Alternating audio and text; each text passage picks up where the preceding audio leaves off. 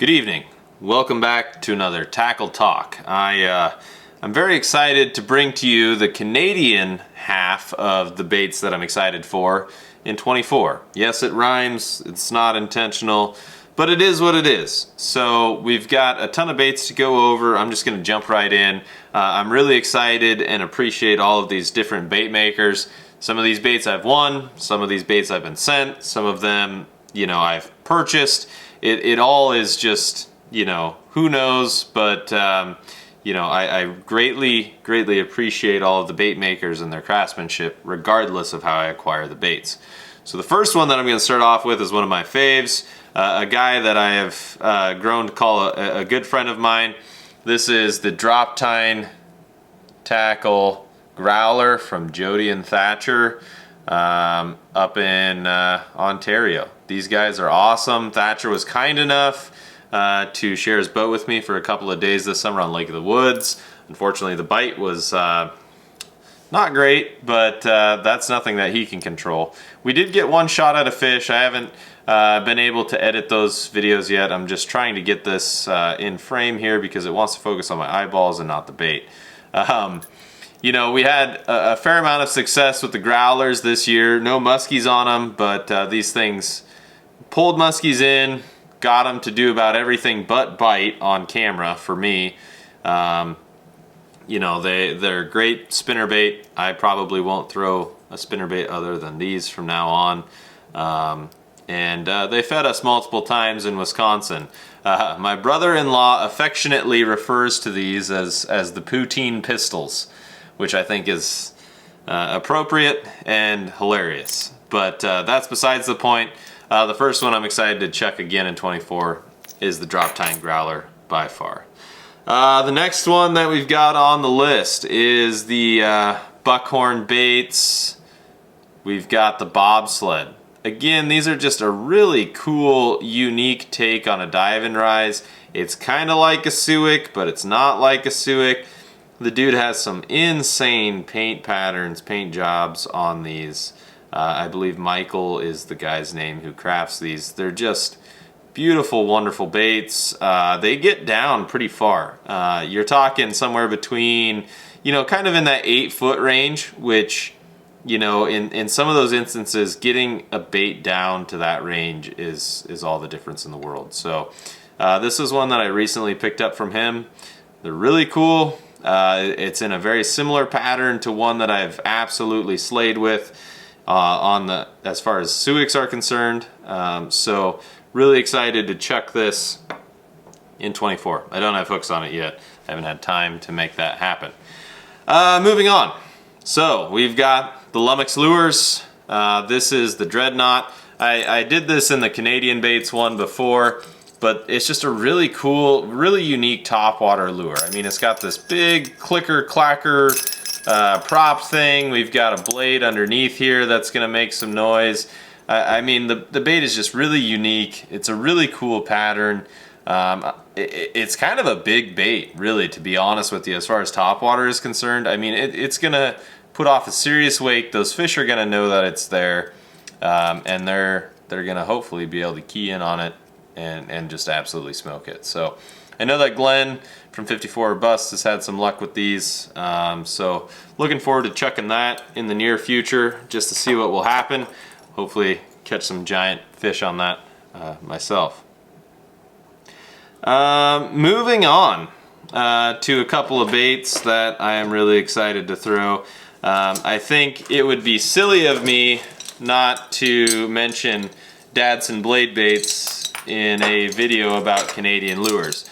So this is my original blade with no name. It's got teeth marks, it's got, it's been used, it's been abused, it will continue to be used and abused. I would be silly to not say that I'm excited to throw this once again in 24, because this, the blade with no name, is my top producing bucktail of all time. I've not caught more fish with a bucktail than I have on a blade with no name. I don't know if that's just because I have the confidence and tend to utilize it more than some of the other bucktails that are out there, or if it's just a time of the year thing and it's just like, oh, it's bucktail time, so I'm gonna chuck the blade with no name. I don't know what it is, but it's what I like to throw, and it's what I enjoy throwing, especially in the right times. This thing will get absolutely freaking crushed. I've never seen fish react to a bucktail like they react to these things. So again, I feel really privileged to have this lure and be able to chuck it around because yeah, it does its job. But I don't need to tell you guys that. You, I'm sure, have seen it. The next one on the list is one that I recently picked up on the Musky flea markets. So if you'll notice the skulls, this is another Dadson bucktail. This is a vintage model though. This is not just like some random blade with no name. I believe this one is from 2018. Now why you would get rid of a boo hair 2018 bucktail, I do not know, but I am glad to have it now, and I am glad to fish it, and it's in good hands.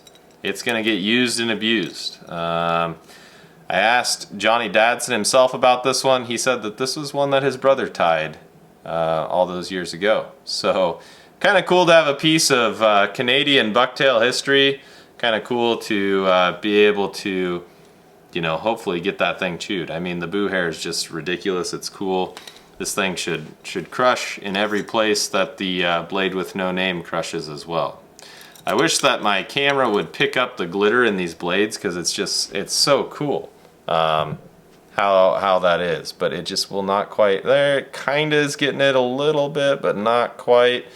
So yeah, the boo hair is just something different. It's something that I'm trying to get into more, and I think it's cool. So anyway, I mean, these are baits that I'm excited for, right? I'm excited to check this thing around. I think it's sweet. So that's really all there is to it, right? Moving on to another bait maker that is near and dear to my heart, Adam of Topline Baits. I am always excited to throw the Dipstick. They just do things that other baits don't do. This is his like wider body model of the Dipstick XL. You can see kind of how that's a little bit different. The camera is not wanting to cooperate, it's wanting to focus on my forehead. I'm not sure how I feel about that. But you can see that the bait has a little bit wider profile, a little bit wider body than some of his others. I was fortunate enough to be able to throw this around a little bit in the fall. I mean, just his patterns, his paint, it's just silly, to be honest. But what I did notice about these wider body ones is they don't get quite as deep as his others, which in certain situations is very advantageous. In other situations, you might want to rely on the original Dipstick XL. So it's just kind of whatever tool needs to fit the application. So that's the Dipstick XL kind of revised. Next up on the list, we've got the Dipstick XXL. This is the bigger brother version of the Dipstick XL. Just an incredible bait, an incredible piece of art that I cannot wait to get teeth marks into because that's the only way it's going to look better. So again, instead of like a 10 or 11 inch, this is a 13 to 14 inch model. Just an incredible lure. I could not be more stoked to throw it. There are definitely some places I want to chuck this thing, but finding the fish to eat this, that will be a lot of fun because if we get one to eat it, it ain't going to be small. So that's the Dipstick XXL. Really looking forward to that one. Last and certainly not least on the list, say that 5 times fast, it kind of has a barbarian theme going. So Alex sent me some hooks recently. Come on. These are some new things that Barbarian is working with. They look really good. They've got that black nickel. I don't know if the camera's gonna pick it up. I hope that it will. Hold on, let's try it here. It's struggling. It's struggling hard. It wants to, there we go. Oh, there. So we've got a really nice black nickel hook here. It's got kind of a wider gap to it. I'm trying to work fast here because I don't know how long the camera's gonna actually be able to focus on the hook. But these are just really unique, really cool, kind of a 2/0, 3/0 style hook. These will be perfect for your toads, your mid deuces, a lot of that medium-sized rubber. Really looking forward to chucking those around and just trying them out, because I think that they will fill a niche, and you know, if his hooks work, I got no problem throwing them. In the same vein as the hooks, we've got Barbarian Braid. This is the 80-pound gold. I threw the 80-pound some last year. I just really like it. There's just more applications that I want to use it for that I didn't use it for last year. Not that the original 90-pound is bad, but like for applications like Topwaters and Bucktails, I just think that the 80-pound is probably the better move. But for things like, you know, heavier diving rises, the Ridgways, rubber, those things, that 90-pound original with just the extra strength there is perfect. But again, I'm showing this just because I'm excited to run more of the 80-pound where I think it will fit better.